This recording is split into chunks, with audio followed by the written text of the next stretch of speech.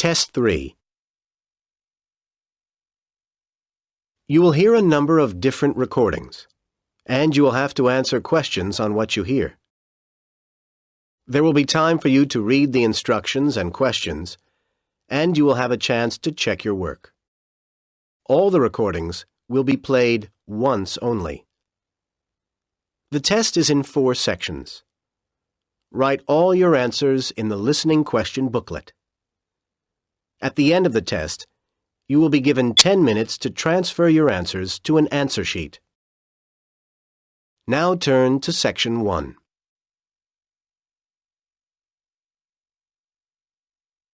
Section 1. You will hear a telephone conversation between a woman and the secretary of a cycling club. First, you have some time to look at questions 1 to 10.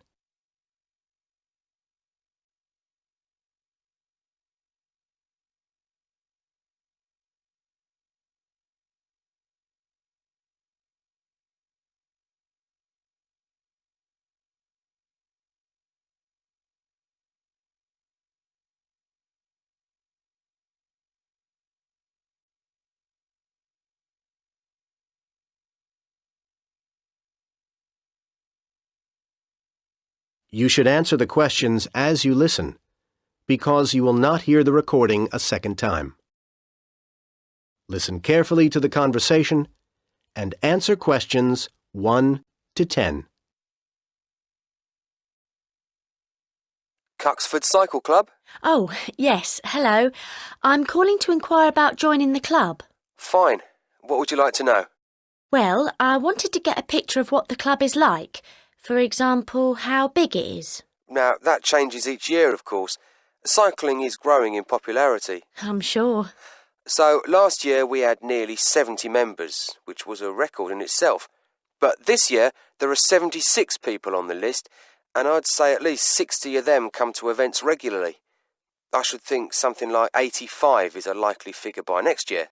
That's bigger than I expected. Yes, there are plenty of opportunities to meet people. And how much does it cost to join? It depends. £40 is for standard members, and there are reductions for certain categories. For example, veteran and youth members pay £10 less, £30. And family membership works out at £25 per head. All those charges are per year. And youth means? Under 18. Oh, that covers me, at least at the moment. Then for safety reasons, your application will need to be endorsed, so your teacher or parent needs to sign your form. No problem.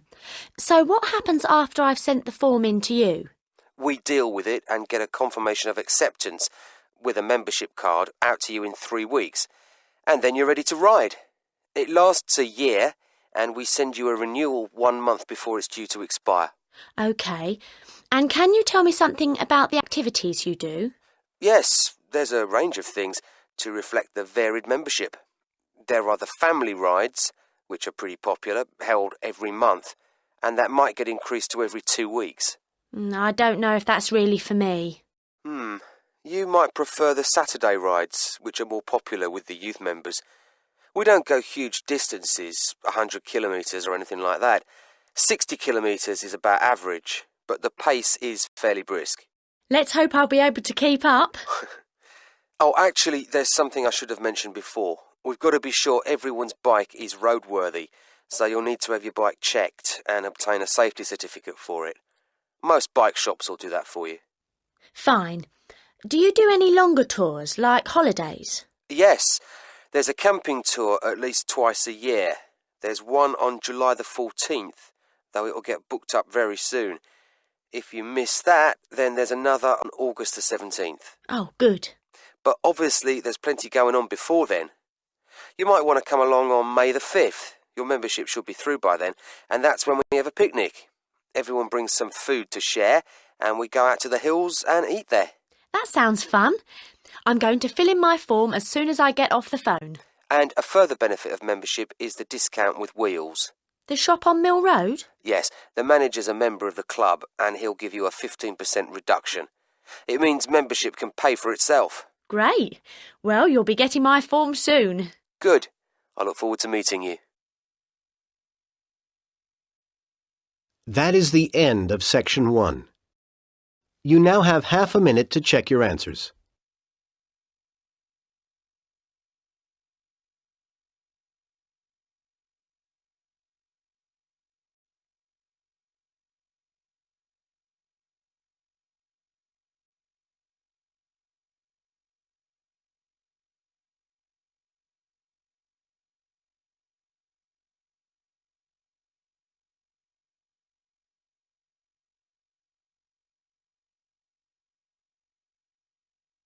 Now turn to Section 2.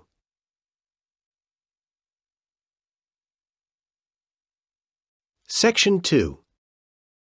You will hear part of a local radio program in which the head of the Park Arts Center is interviewed about events that are going to be held at the center. First, you have some time to look at questions 11 to 20.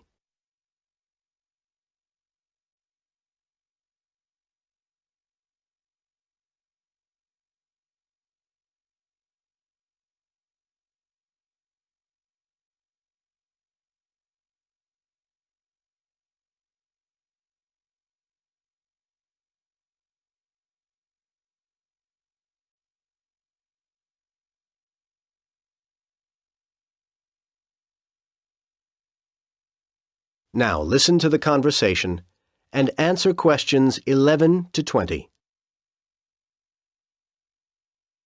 And next on City Life this week, we have with us in the studio Harvey Bowles, head of the Park Arts Centre. He's here to tell us about forthcoming events at the centre. Harvey, welcome. Hello, thank you. So, what can we look forward to first at the Park Centre? We've got a very exciting programme lined up for you. The next event will start on the 18th of February and run till the 24th. Times for the event? Twice each day at 2:30 and 7:30 p.m. There'll be a folk music concert and we're sure this is going to be very popular. A range of excellent musicians are coming, some playing for the first time in this country. And for those who want a souvenir, or for people who don't manage to get to the performances, the foyer shop will be selling a CD showcasing the great talents of the performers. Sounds good. Yes, and then after that, our next event is starting on the 1st of March and runs for 8 days. There's a lot going on, so you'll need to look in the separate programme, which shows all the various times and so on. It also includes details of performers and ticket prices. You can pick one up from the foyer at the centre. Yes, this year we're hosting the dance festival again, and it's going to be even bigger than last year. It's become a major feature of the arts year, and many of the performances will be recorded on video and DVD. But nothing can beat the thrill of attending the events live. We have a great range of styles, performed by over 100 groups, representing as many as 4 continents. All I can say is book early, because many of the shows are going to sell out quickly. I'm sure they will. And what do you have for us after that? Well, then things get a little quieter, but no less interesting. From the 14th to the 20th of March, every evening at 8, we go into cinema mode, and we're showing a fine new film. I expect you've seen reviews of it. Love and Hope. Oh, yes, wonderful. Yes, and it's not just an ordinary screening. We're delighted that each screening will be introduced by a short lecture by the producer, who will also leave a little time for questions from the audience. Again, I recommend early booking for this. It's bound to be popular. I'll be there. Anything else lined up at this point? Yes, we've got a special one-day event on April the 2nd. The times aren't fixed yet, but I can tell you that we're having a singing competition. Oh, yes? There'll be a large number of entrants, and the talent should be impressive. And Channel 6 are coming, so the event is going to be shown on TV. So, come and be part of the audience. I'm sure people will want to. Well, Harvey, thank you very much for coming in and telling us all this. Details of all the events are on your website, aren't they? Yes, the address is www. That is the end of Section 2. You now have half a minute to check your answers.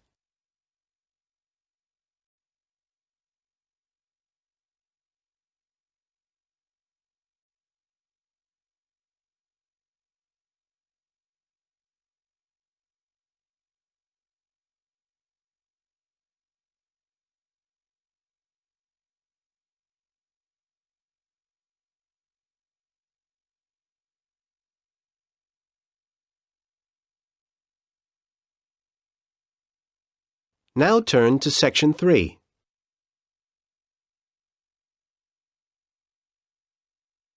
Section 3. You will hear 3 students, Ben, Jane, and Tom, having a discussion about their Architecture and Design Studies course. First, you have some time to look at questions 21 to 25.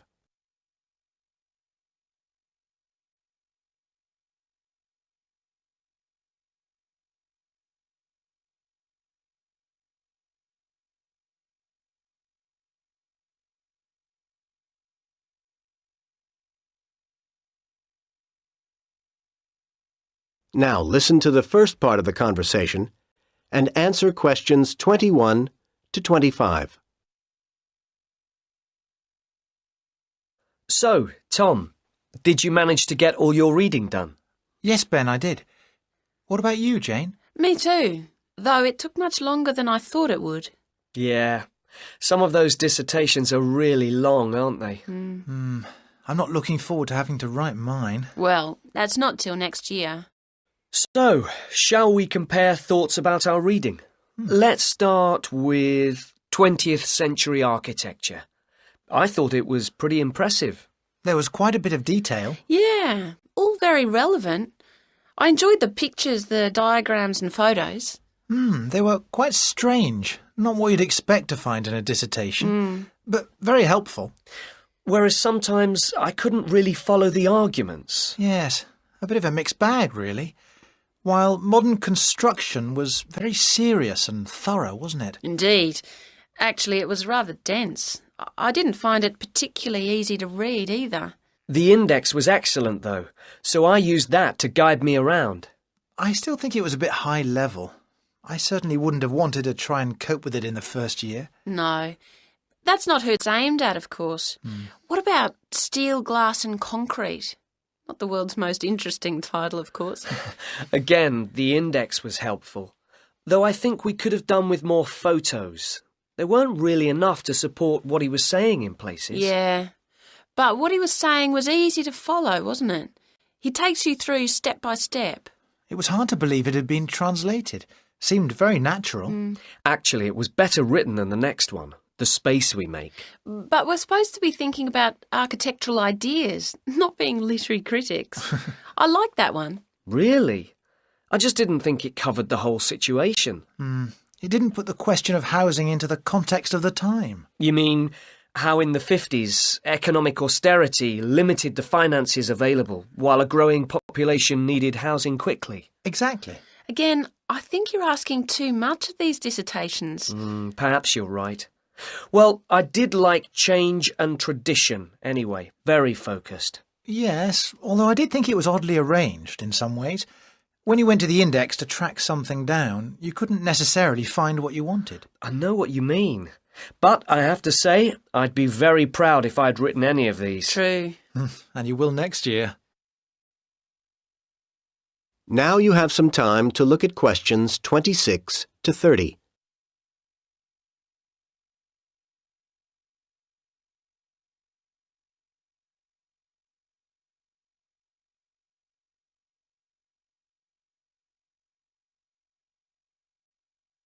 Now listen to the rest of the conversation and answer questions 26 to 30. Never mind next year. It's this year that's the problem. I'm never going to get this assignment done. Yes, you are. Come on, let's make a plan for you. Please. I'm just not sure where to go from here.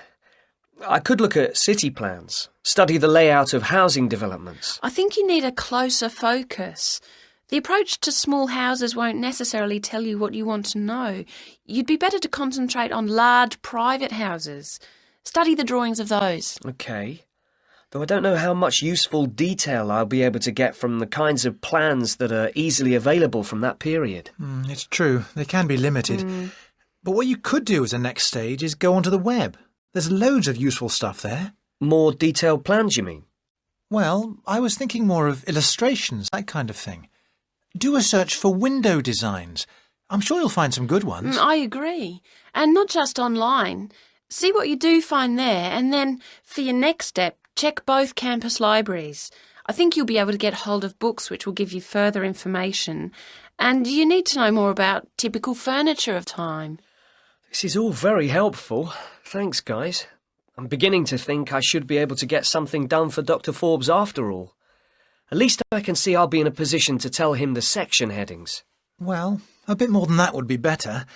Put your outline plan together and give him that to look at. Yes. But I'll still need to keep reading, won't I? Yeah. Once Dr. Forbes has okayed what you've done at that point, you could then go and see Dr. Gray. He's very approachable, and I'm sure he'd be happy to provide you with further references, and then you could take it from there. That'd be really useful. Well, thanks again. Let me get you both another coffee. That is the end of Section 3. You now have half a minute to check your answers.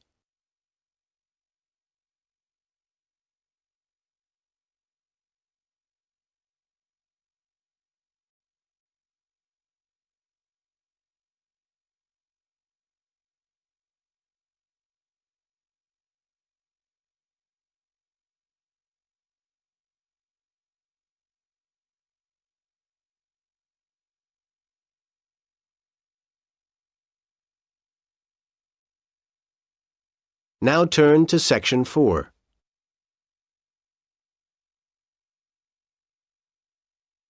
Section 4. You will hear part of a lecture about the early history of cinema. First, you have some time to look at questions 31 to 40.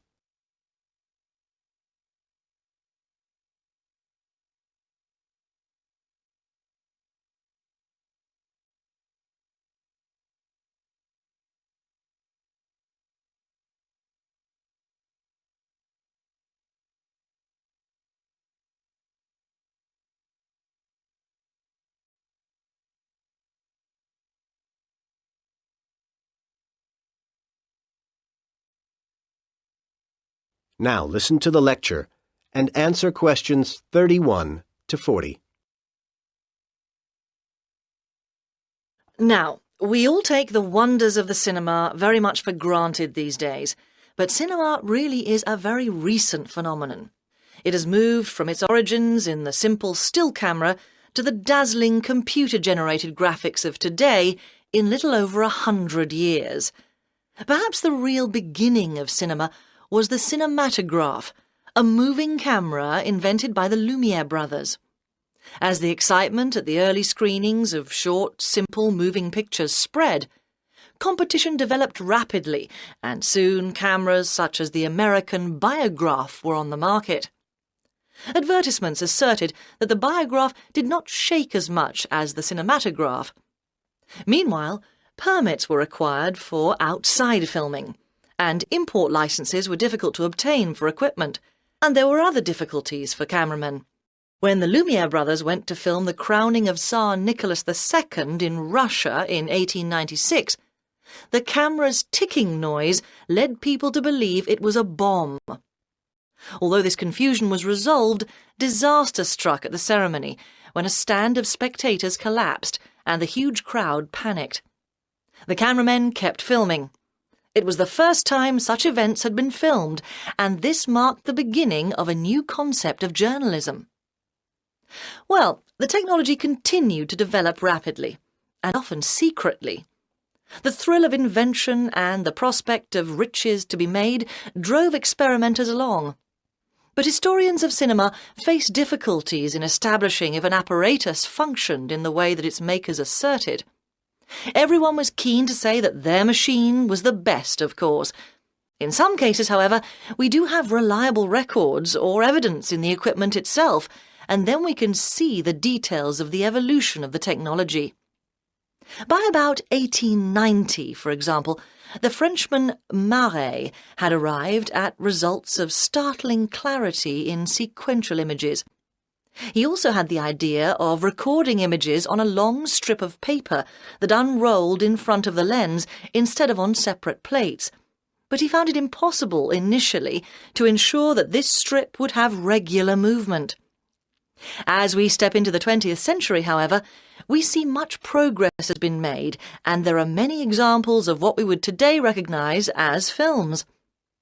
Questions of the art form were now as important as questions of what was technologically possible, and filmmakers searched around for ideas to draw on.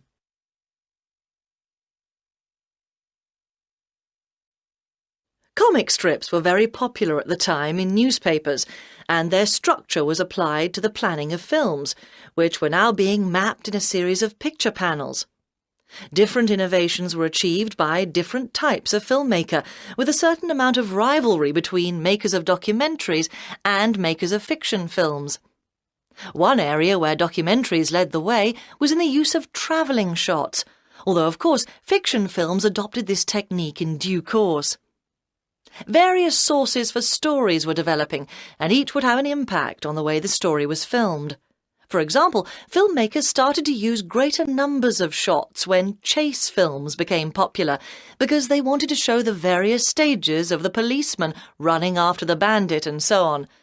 And it wasn't just different kinds of story that were driving filmmakers to think up new techniques. Other technology also played its part. The telephone was growing in use, and filmmakers came up with the idea of splitting the screen image into two parts to show telephone conversations. All this growing sophistication in the shooting of films began to make the whole process of creating them more challenging. The very first films consisted of single shots and were straightforward to take from shooting to showing them to audiences. However, as the filming developed into multiple shots, then editing emerged as an essential ingredient of the process. Cinema was growing up. Well, next I'd like to turn your attention to some of the issues that I believe were... That is the end of Section 4. You now have half a minute to check your answers.